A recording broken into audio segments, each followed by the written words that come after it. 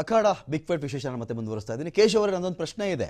ಈಗ ಒಬ್ಬ ವ್ಯಕ್ತಿ ತಂದೊಂದು ಬುರುಡೆ ಇಡ್ತಾನೆ, ಪೊಲೀಸರ ಟೇಬಲ್ ಮೇಲೋ ವಕೀಲರ ಟೇಬಲ್ ಮೇಲೋ ಇಡ್ತಾನೆ ಒಂದು ಬುರುಡೆನ, ಒಂದೆರಡು ಮೂಳೆನ ಜೊತೆಗೆ ಸೇರಿಸ್ಕೊಂಡು ತಂದಿಟ್ಟ ಅಂತ ಅಂದ್ಕೊಳ್ಳಿ.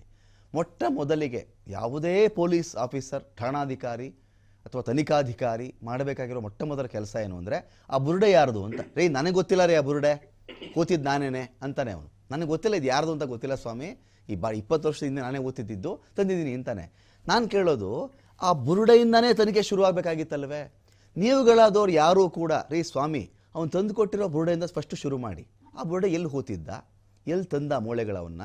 ಬರೀ 2-3 ಮೂಳೆನ ಸಿಕ್ಕಿರೋದು ಅವನಿಗೆ, ಇನ್ನು ಉಳಿದಿರುವಂಥ 203 ಮೂಳೆ ಎಲ್ಲಿ ಹಾಳಾಗೋಯ್ತು, ಇದು ಯಾವ ವ್ಯಕ್ತಿಗೆ ಸೇರಿದ್ದು, ಯಾವತ್ತು ಹೂತಿದ್ದ, ಅದನ್ನು ಫಸ್ಟು ಕ್ಲಾರಿಟಿ ತೊಗೊಂಡ್ಬಿಟ್ಟಿದ್ದಿದ್ರೆ ಉಳಿದ ವಿಚಾರಗಳು ಸೆಕೆಂಡ್ ಆಗ್ತಿತ್ತು.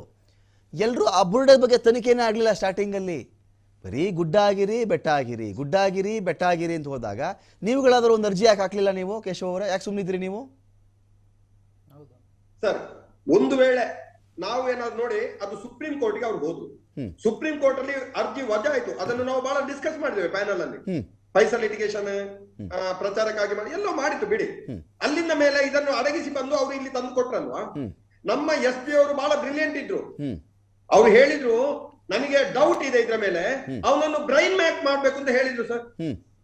ಯಾಕೆ ಈ ಯಾವತ್ತು ಏನು ಅವರೊಟ್ಟಿಗೆ ಕಂಪನಿಯಲ್ಲಿ ಇದ್ದಾರೋ, ಡ್ರಾಮಾ ಕಂಪನಿಯಲ್ಲಿ, ಅವ್ರು ಯಾಕೆ ಬ್ರೈನ್ ಮ್ಯಾಪ್ಗೆ ಒಪ್ಲಿಲ್ಲ?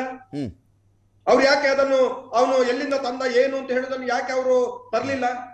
ಈಗ ತಂದದ್ದು ಅವನು ಇನ್ನೊಬ್ಬ ವ್ಯಕ್ತಿ ಅಂತ ಹೇಳುವಂತದ್ದು ಅದು ನಗಣ್ಯ, ಅದು ಬೇಡ. ಆದ್ರೆ ತಂದದ್ದು ಯಾರು ಅಂತ ಹೇಳಿ ಬ್ರೈನ್ ಮ್ಯಾಪಿಂಗ್ ಮಾಡಿದ್ರೆ ಅವ್ನು ಹೇಳ್ತಿದ್ನೋ. ಸರ್ಕಾರ ಮಾಡ್ಬೇಕಿತ್ತೋ ಬಿಡ್ಬೇಕಿತ್ತೋ ಅದು ಬೇರೆ ಪ್ರಶ್ನೆ. ನನಗೆ ಅದ್ರ ಬಗ್ಗೆ ನಾನು ಮಾತಾಡ್ಲಿಕ್ಕೆ ಇಷ್ಟಪಡೋದಿಲ್ಲ. ಆದ್ರೆ ನಮ್ಮ SP ಅವರು, ಅರುಣ್ ಕುಮಾರ್ ಅವರು ಅವತ್ತೇ ಹೇಳಿದ್ರು ಅವನನ್ನು ಬ್ರೈನ್ ಮ್ಯಾಪ್ ಮಾಡ್ಬೇಕು ನಾವು ಅಂತ ಹೇಳಿ. ಅದಕ್ಕೆ ಇವರಲ್ವಾ ಅವತ್ತು ಏನು ಆಕ್ಷೇಪ ವ್ಯಕ್ತಪಡಿಸಿದವರು? ಇಮಿಡಿಯೇಟ್ ಆಗಿ ಹೋಗಿ ಇದೇ ಗ್ಯಾಂಗಿನವರಲ್ಲ ಅವತ್ತು ಇಲ್ಲ ಇದು ಸರಿ ಇಲ್ಲ ಅಂತ ಹೇಳಿದವರು. ಯಾಕೆ ಸುಪ್ರೀಂ ಕೋರ್ಟ್ಗೆ ಹೋಗಿದ್ದೇವೆ, ಅಲ್ಲಿ ರಿಜೆಕ್ಟ್ ಆಯ್ತು ಅಂತ ಯಾಕೆ ಹೇಳಿಲ್ಲ? ಎಲ್ಲವೂ ಷಡ್ಯಂತ್ರಗಳು. ಏನು ಅಂತ ಹೇಳಿದ್ರೆ, ಕ್ಷೇತ್ರ ಒಟ್ಟಾರೆ ಅವ್ರಿಗೆ ಏನಾಗ್ಬೇಕು ಅಂತ ಹೇಳಿದ್ರೆ, ನಮ್ಮ ಕಾವಂದ್ರನ್ನು ಯಾವತ್ತು ಅವರು ಅರೆಸ್ಟ್ ಮಾಡ್ಬೇಕಂತೆ, ಅವರನ್ನು ತನಿಖೆ ಮಾಡ್ಬೇಕಂತೆ. ಯಾವ ಆಧಾರದಲ್ಲಿ ಮಾಡ್ಬೇಕು ಸರ್? ಬುರುಡೆ ತಂದದ್ದು ಎಲ್ಲಿಂದ? ಅವರಿಗೆ ಅಧಿಕಾರ ಕೊಟ್ಟವ್ರು ಯಾರು? ನೀವ್ ಯಾಕೆ ಕೇಳಿಲ್ಲ ಪಾಯಿಂಟ್?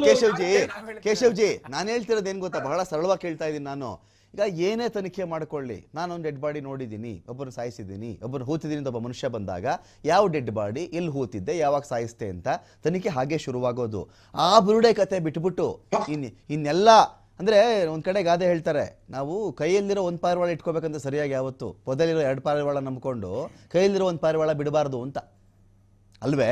ಹಾಗಿದ್ದಾಗ ಗುಡ್ಡ ತೋರಿಸ್ತೀನಿ, ಬೆಟ್ಟ ತೋರಿಸ್ತೀನಿ, ನದಿ ತೋರಿಸ್ತೀನಿ ಅಂದ್ರೆ ಅದ್ರ ಹಿಂದೆನೆ ಹೋಗ್ತಿದ್ರೆ ಅವ್ನು ಇನ್ನೂ ತನಿಖೆ ಮಾಡ್ಕೊಂಡು ಹೋಗಿದ್ದಿದ್ರೆ ಇನ್ನೂ 6 ತಿಂಗಳು ಅಗಿಸ್ಬಿಡ್ತಿದ್ದೆ ಅನ್ನೋ ಚಿನ್ನ ನಮಗೆ ಗೊತ್ತಿಲ್ಲ. ಈ ಬುರುಡೆ ತನಿಖೆ ಇದು ಯಾರ್ದಪ್ಪ ಅಂದ್ರೆ ಇವತ್ತಿಗೂ ಗೊತ್ತಿಲ್ಲ ಆ ಬುರುಡೆ ಯಾರ್ದು ಅಂತ. ಸರ್, ಒಂದು ಮಾತು ತಮ್ಮಲ್ಲಿ ಕೇಳಲಿಕ್ಕೆ ನಾನು ಇಷ್ಟಪಡ್ತೀನಿ. ಒಂದು ವೇಳೆ ನಾವು ಅವತ್ತು ಈ ಬುರುಡೆ ಎಲ್ಲಿಂದ ಆಗ್ಬೇಕು ಅಂತ ಹೇಳಿ ನಾವೇನಾದ್ರೂ ತನಿಖೆಗೆ ಹೋದ್ವು, ಹೈಕೋರ್ಟಿಗೋ ಸುಪ್ರೀಂ ಕೋರ್ಟಿಗೆ ರಿಟ್ ಹಾಕಿದ್ದೇವೆ ಅಂತ ಇಟ್ಕೊಳ್ಳಿ ಸರ್, ಏನಾಗ್ತಿತ್ತು? ಇವತ್ತು ತನಿಖೆ ಆಗ್ತಿರ್ಲಿಲ್ಲ, ಅಲ್ಲಿ ಸ್ಟೇ ಸಿಗ್ತಿತ್ತು ಅಂತ ಇಟ್ಕೊಳ್ಳುವ. ಈ ಜನರು ಏನು ಮಾತಾಡ್ತಿದ್ರು ಸರ್? ನಮ್ಮ ಮೇಲೆ ಅನುಮಾನ ಮಾಡ್ತಿದ್ರು, ಇವರು ಮಾಡಿದ್ದಾರೆ ಅದನ್ನು, ಹಾಗಾಗಿ ಹೋದ್ರು ಅಂತೇಳಿ. ಯಾವತ್ತು ಇದನ್ನು ಮಾಡ್ಬೇಕಾದವರು ನಾವಲ್ಲ ಬಿಡಿ, ನಾವು ಇದನ್ನು ಬಹಳ ಆಲೋಚನೆ ಮಾಡಿ ಮುಂದಡ್ಡಿ ಇಟ್ಟಂತದ್ದು. ನಾವು ರಿಟ್ ಹಾಕಿದ್ರೆ ಸ್ಟೇ ಸಿಕ್ತಿತ್ತು, ಇಡೀ SITಗೆ ಬುರುಡೆಗೆ ಸ್ಟೇ ಸಿಕ್ತಿತ್ತು.